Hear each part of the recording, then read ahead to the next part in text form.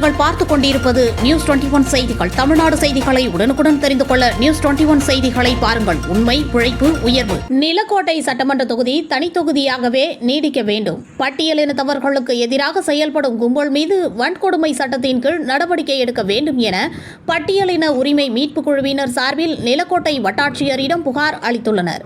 News 21 செய்திகளுக்காக நிலக்கோட்டை செய்தியாளர் ரமேஷ். நிலக்கோட்டை சட்டமன்ற தொகுதியில்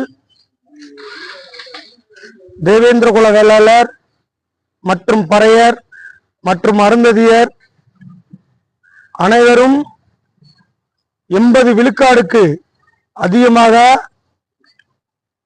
இங்கு வாழ்ந்து வருகிறார்கள். தனித்தொகுதி மக்களின் கணக்கெடுப்பிற்கு அதிகமாக எந்த ஒரு கேஸ்ட் அதிகமாக இருக்கிறதோ அதற்கு தகுந்தாற் போல்தான் சட்ட ஒழுங்கு இருக்கும்.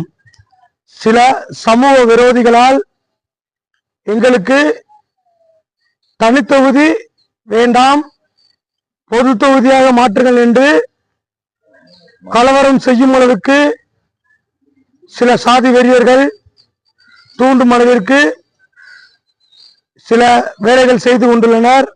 எஸ்சி மக்கள் வாழும் நிலக்கோட்டை சட்டமன்ற தொகுதி தொடர்ந்து தனித்தொகுதியாகவே இருக்க நிலக்கோட்டை சட்டமன்ற